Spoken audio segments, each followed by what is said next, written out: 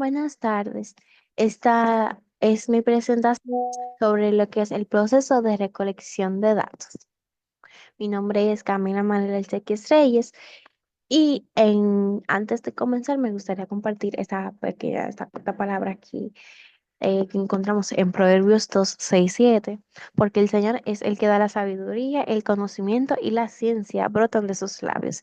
Él da la sabiduría a la gente que es justa con los demás y protege a los que viven honestamente. El proceso de recolección de datos para mí es uno de los procesos fundamentales al momento de realizar un estudio estadístico, ya que en este proceso se determinan todas las informaciones con las que vamos a contar más adelante en el estudio para su análisis, su procesamiento y también el resultado que tendremos, ya que de los datos que obtengamos depende el resultado que vamos a tener. Una conceptualización básica. Me parece prudente mencionar los conceptos básicos en este tema para que podamos tener un entendimiento integral de lo que viene siendo el proceso completo la recolección de datos. Los datos principal es el foco principal de este paso, de los pasos del método estadístico. Los datos son aquellos conjuntos de valores o aquel valor que se recolectan para su análisis, su interpretación y su representación en un estudio estadístico y son utilizados más adelante para expresar una característica en la población, representarla o inferir sobre esta característica de una población o de un fenómeno. Los, proces- eh, los datos son procesados por técnicas de análisis que utilizan distintas medidas y estas medidas van de la mano con la técnica, o sea, depende mutuamente. Para poder utilizar una, debemos cumplir con otra para que podamos hacerlo de manera adecuada. Las medidas son una representación de las características. Estas medidas podemos decir que son como una variable. Y es que más bien será que las variables tienen un subtema, podríamos decir, o una rama que serán las medidas, ya que hay varios tipos de variables y entre ellas están estas que son como medidas. Los datos por sí solos los clasificamos según su fuente, que pueden ser primarias, secundarias, internas o externas. Las de fuente primaria son aquellos datos que uno recolecta siendo recolectados por parte del mismo personal del estudio. Es decir, si yo estoy realizando un estudio, soy yo quien recolecto los datos. Los datos yo los tengo de primera mano. Los secundarios son aquellos que provienen del análisis y de la investigación de estudios anteriores en los que se toman en cuenta datos e informaciones obtenidas en estudios ya públicos. Las internas son aquellas que se toman datos de dentro de un organismo o sistema específico y solo de dentro de este. Y externas cuando se toman informaciones para fuera de este. Un ejemplo de internas y externas sería, por ejemplo, si yo estoy evaluando las personas, la cantidad de personas o el porcentaje de personas que tienen enfermedades cardiovasculares o que necesitan visitas con un cardiólogo. Si yo tengo un centro médico, yo primero podría utilizar las fuentes internas utilizando las citas médicas y las asistencias a citas médicas que se han tenido en mi centro médico. Y externas si utilizo, por ejemplo, estudios de salud pública realizados sobre este tema.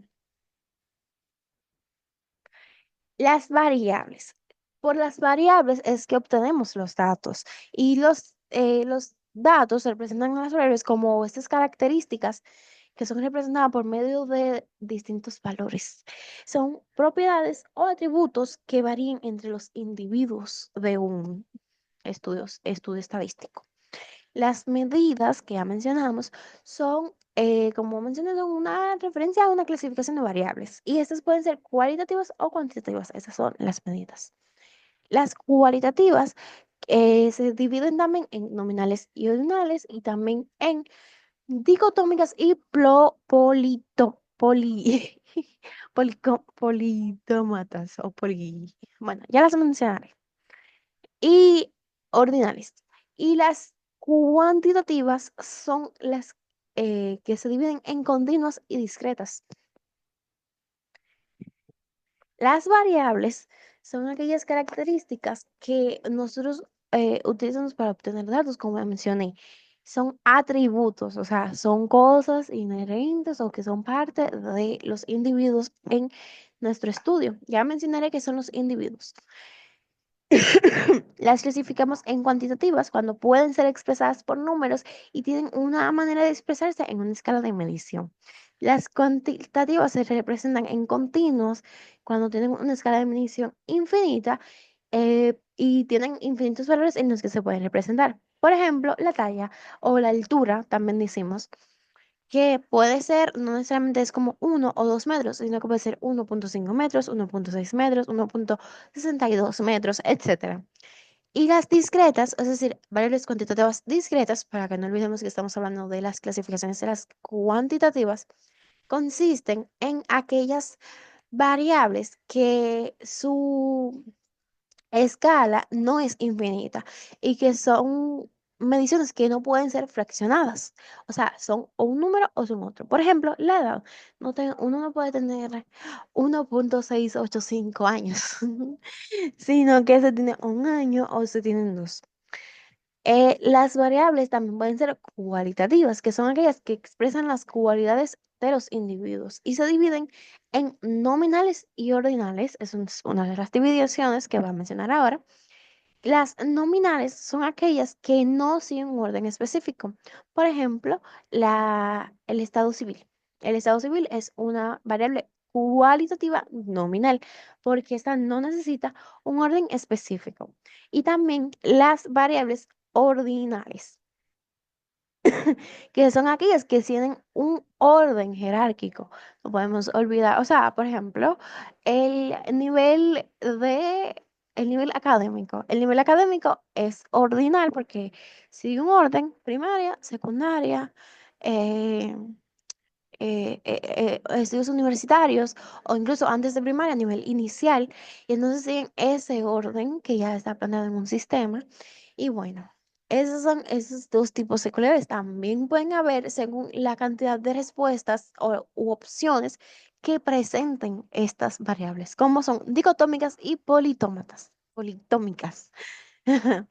Las dicotómicas son aquellas que presentan únicamente dos opciones, o sea, que puede ser o uno u otro. Por ejemplo, el sexo, puede ser femenino o masculino.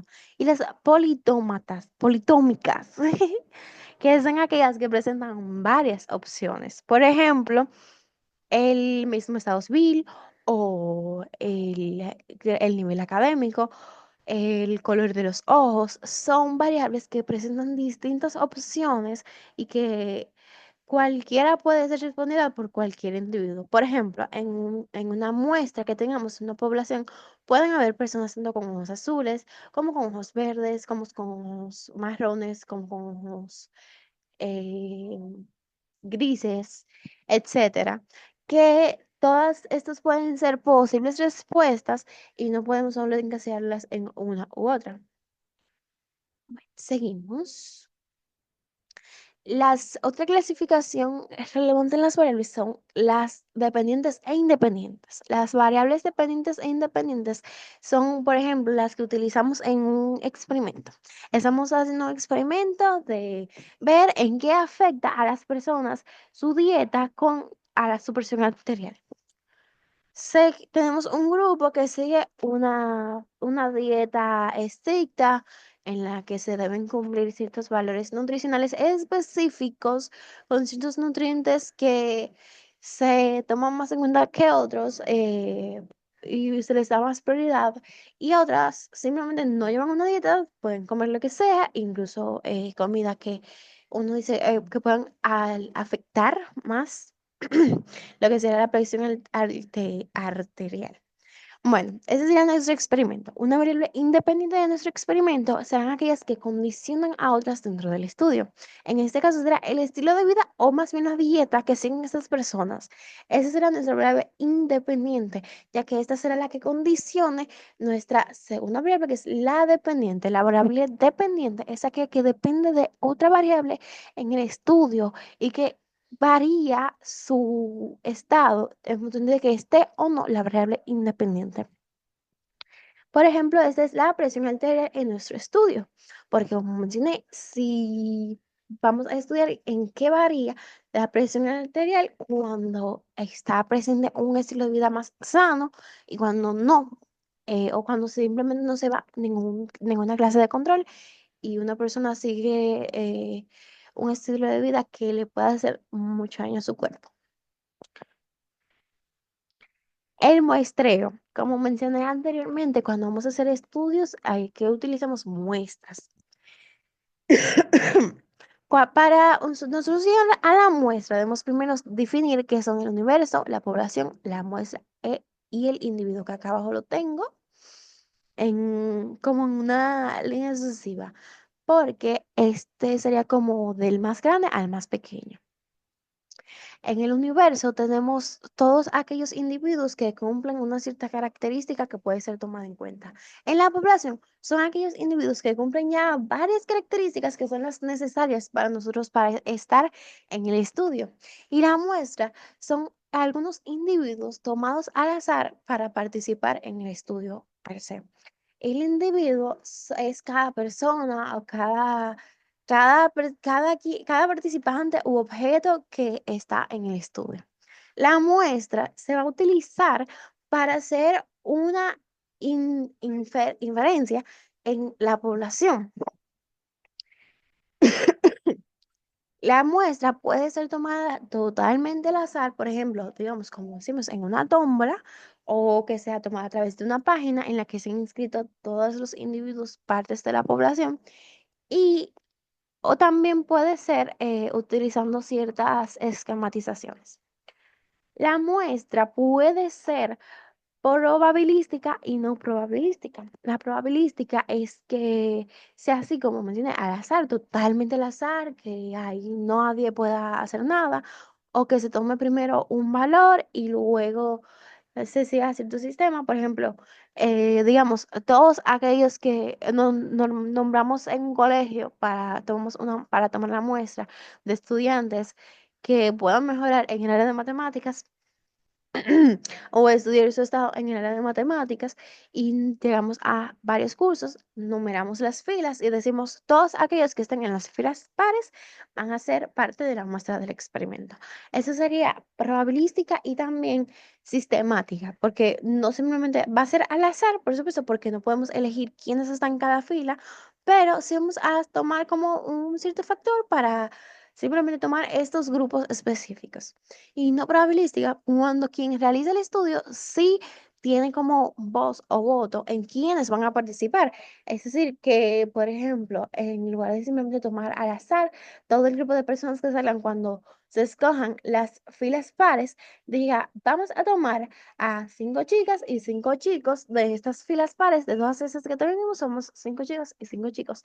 Aquí sí estaría siendo no probabilística porque va a afectar la opinión o el juicio del que realiza el estudio estadístico. Los métodos para recolectar datos. Esos métodos que yo menciono son más bien estas herramientas necesarias para que nosotros podamos tomar datos de manera eficiente, como son, por ejemplo, las encuestas o las estadísticas. Estos, para realizarlos, debemos, por ejemplo, cuando hacemos encuestas, estadísticas o cuestionarios, o incluso ciertos experimentos en que necesitemos hablar con personas, debemos tener cuidado de cómo nos planteamos, es decir, cómo planeamos nuestras preguntas y qué palabras utilizamos. Por ejemplo, si vamos a un lugar en el que nosotros no, en el que se conoce un doctor en jefe como un doctor general, y nosotros deseamos saber la opinión o el desempeño según los compañeros de trabajo de esa posición de ese doctor, debemos saber cómo ellos expresan o cómo ellos llaman al nombre de esa posición para nosotros poder expresarnos correctamente y así poder plantear nuestra pregunta bien y obtener resultados exitosos, ya que dependiendo de cómo planteemos nuestra pregunta, vamos a obtener una respuesta más o menos certera. Los usos y la importancia del proceso de recolección de datos. Este proceso es importante para analizar patrones y síntomas de enfermedades y cómo responden a cierto tipo de terapias. Aquí lo tengo. Esto es importante más en la medicina. Por ejemplo, tenemos un grupo de personas con cierta enfermedad, notamos patrones en sus síntomas y decidimos ponerlos bajo cierto tratamiento o cierta terapia y queremos ver cómo van avanzando. Nosotros debemos ir recolectando datos todo el tiempo para así poder saber cómo avanzan o qué resultados obtenemos con aquel tratamiento. También para evaluar la eficacia de medicamentos y tratamientos, este va un poquito relacionado, van un poquito relacionados porque seguimos enfocados en el área de la salud y en la medicina. Y esto sería más bien, por ejemplo, en estudios en el que nosotros tomamos los resultados que se obtienen de estudiar casos de otras personas para realizar un estudio en el que tomamos todos esos casos y los agrupamos para ver qué tan eficaz ha sido en la vida de esas personas un cierto tratamiento o medicamento.